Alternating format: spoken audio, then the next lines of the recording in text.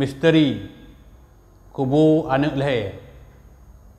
Kubu anak banyak leher di kalangan masyarakat Aceh nyo adalah sebuah tempat yang sangat bersejarah. Jadi bak kuburannya bek Dayak Temesiye dan bak kuburannya bek Dayak Belah Kau dan. Tapi apabila kita lewati sebuah kuburan,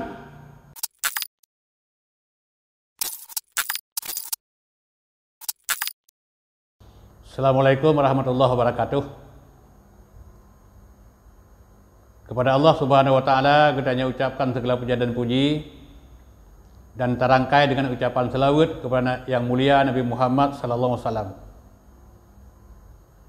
Pada kesempatannya long ingin sampaikan misteri kubu anak leher. Kisah heroik di masa lalu yang pantas untuk kita udahnya tak saksikan, tak tonton, oleh yang tak ambil ibrah, tak ambil pelajaran. Informasi yang lo angkatnya adalah merupakan sebuah rangkuman yang telah ditulis oleh pemangku adat Kecamatan Gempang, Kabupaten Pidi. Kubu anak banyak leher di kalangan masyarakat Aceh nyo adalah sebuah tempat yang sangat bersejarah. Sebuah tempat yang dikenal hampir di semua orang. Hana orang Aceh tidak pegah kubu namanya leh hana umpom. Nyan manda umpom walaupun jalannya cerita itu berbeda. Sebab kadang-kadang nak cerita yang berkembang dalam masyarakat nyan cerita-cerita yang kurang akurat. Disebut kuburan banyak leh. Padahal yang sebenarnya dalam kuburannya ke leher orang. Yang kuburannya yang ketanam adalah dua orang. Yang pertama adalah Tengku Murhaban sebagai ayah dari anak yang ipoh. Yang kedua anak Tengku Murhaban yang berumur sekitar 4 tahun yang namanya dalam catatan sejarah tidak ditulis. Nyan adalah korban pembunuhan dengan motif perampokan yang dilakukan oleh saudaranya yang konon disebut dari yang berasal dari Melabuh. Kejadiannya terjadi pada tahun 1955 sebelum Indonesia merdeka.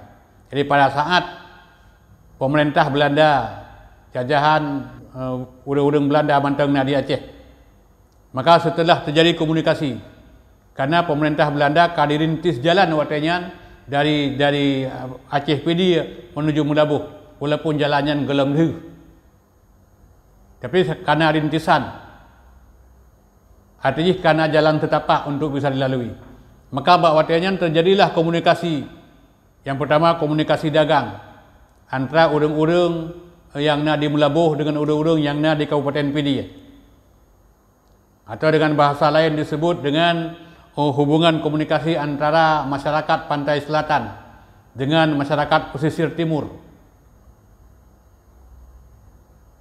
Hubungan perdagangan terus berjalan, terus berlanjut sampai menjadi hubungan keluarga sampai terjadi pernikahan. Jadi hubungan cukup cair, hubungan cukup encer, silaturahmi berjalan dengan baik. Tersebutlah seorang pemuda yang bernama Murhaban yang belakangan dikenal dengan Tengku Murhaban. Satu ketika beliau jatuh cinta pada saat melirik seorang anak gadis yang cantik jelita yang bernama Maisarah di Kampung Kemala, Kabupaten Pidi. Selang berapa tahun kemudian, setelah perkawinan, maka lahir tiada anak agam. Tiada anak agam yang lahir nyampi cantik rupawan. Ba anak sultan layak gebuh keraja. Menan gepegah dalam sejarah. Rupanya indah urang pitari. Kemudian 4 tahun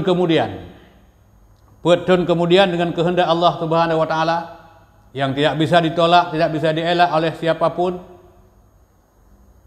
takdir terus bahwa Allah Subhanahu wa taala, inna lillahi wa inna ilaihi raji'un, sesungguhnya berasal daripada Allah dan kembali kepada Allah Subhanahu wa taala. Maisarah, istri tercinta dan ibunda tersayang dari seorang anak yang berumur 4 tahun berpulang ke rahmatullah. maka hanali tempat melimpahkan kasih sayang kecuali kepada sidro anak semata wayang. Maka kejauh kesimpulan di Tengku Marhaban bahawa hananya mali kok yang tinggal di Kemala. Lalu lelaki idin mak mertua, gepublo ubina harta, onyan gepetapat pek, yang lebih mbaknya geblo meh, kejauh kesimpulan untuk gua kedih umlabuh. Tapi segala menggonyan gua umlabuh, nak ulung kedih umlabuh kai depu, siro saudagar akan pulang bersama anak kecil kena umlabuh. Nyo kesempatan nyan ulung berniat jahat. Ibu dah sudah ulung kedih umlabuh. Iya melumpat kena hukum malah. Ya pegah, ya tanya. Pajan wo Tengku Marhaban kedih umlabuh. Nyo akan lewo tanggal sekian. Leh melumpat dengan Tengku Marhaban berangkat tu bedah wo siga-siga. Mendaki bukit, mendaki gunung, menerobos hutan sampai terus bak sabuh tempat. Bak sabuh kampung yang gebuhnan dengan bangkah yang gepimpin di Kesik Daud. Gepiyuh hinan malam. Lelaki idin bak Kesik Daud long dam hino malamnya. Karena setiap malam perjalanan yang gepiyuh hana getembus hutan. Geberangkat mentang uro ote uro. Gebi tempat di Kesik Daud, geih buat mau Kesik Daud. Bengah gebi serapat ala kadarnya. Maklumlah karena memang yang dalam perantauan. Yang pihak yang hana persiapan. Bengah geberangkat lom menuju melabuh dengan menembus hutan belantara. 2 uro kemudian ngen yang gejak leher gemuno bersama Tengku Marhaban dan anak ge iwau merumpak ngen urang di kampung Kesik Daud, di kampung Bangkah. Gepegah nyolun ka sakit, nyolun payah lengwo, hai long jakli, hai long tembus kedih melabuh. Long payah lengwo kedih upidi, luyak mubat. Hanatret berselang leuhnyan, lebih kurang 2 leuhnyan, patroli pasukan Belanda menyampaikan informasi kepada Kesik Daud bahawa kira-kira sekitar 5 kilometer atau lebih becut, hinana terjadi pembunuhan 2 orang manusia. Maka di Kesik Daud, atas perintah oleh Balang, bersama masyarakat berangkat untuk pergi setet. Ternyata fakta yang kekalian bahawa yang meninggalnya adalah Tengku Marhaban dan anak. Mati dalam keadaan menyedihkan, mati dalam keadaan digorok lehernya, ikoh raku. Maka seiring dengan kejadiannya, diperintahkan oleh Kesik Daud sesuai dengan perintah oleh Balang, ini mayat harus dikebumikan. Dikebumikan dalam satu liang. Jadi yang ketanam ini 2 orang.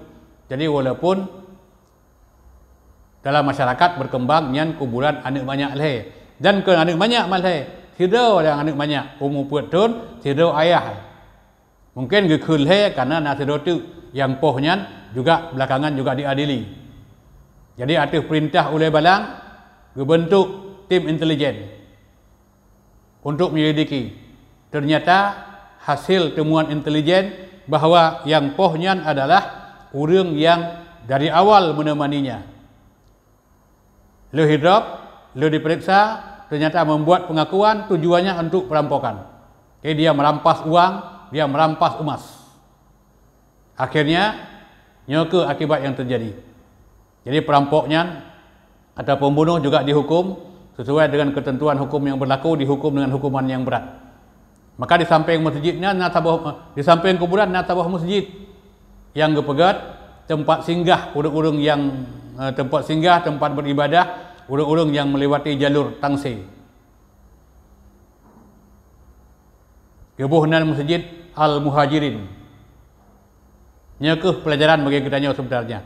Jadi kitanya terlalu mudah percaya kepada orang lain. Kadang-kadang orang yang pada awal jih terpercaya nyojek ke pengkhianat.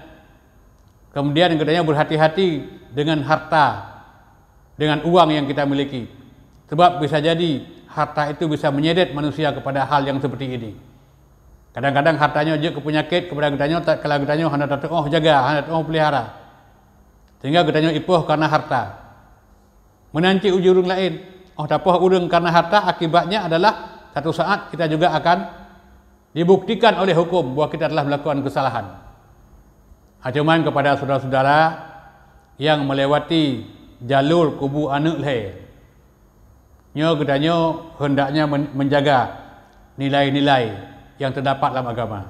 Yang pertama, pesan tuan lewat videonya bahawa nyan kuburan, di dalam kuburan kenentek nak urung yang akan mati. Satu saat kita juga akan mati. Kita mati akan kembali kepada Allah Subhanahu wa taala. Mati bukan mutasi. Mati katanya akan berpindah tempat dari alam dunia ke alam kubur.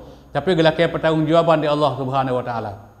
Nyan hikmah yang pertama, apabila don melewati kuburan manapun, bahawa katanya suatu saat akan mati dan kembali kepada Allah, akan dapat tanggungjawabkan pu yang uronyo tak pubut di hadapan Allah Subhanahu wa taala.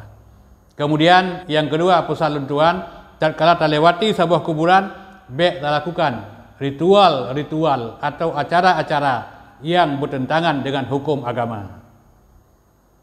Jadi bak kuburannya baik daya semestinya dan bak kuburannya baik dak belah kau dan.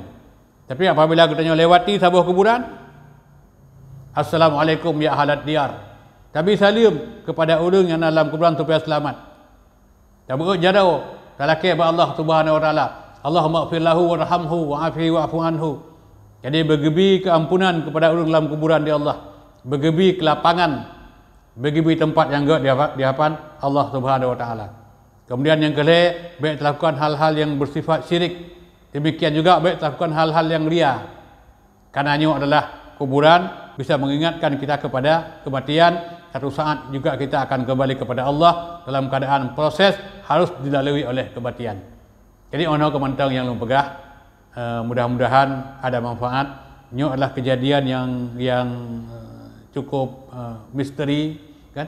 Kejadian yang memang tidak diharap untuk terulang di masa yang akan datang. Semoga ada manfaat. Lebih kurang mohon maaf. Assalamualaikum warahmatullahi wabarakatuh.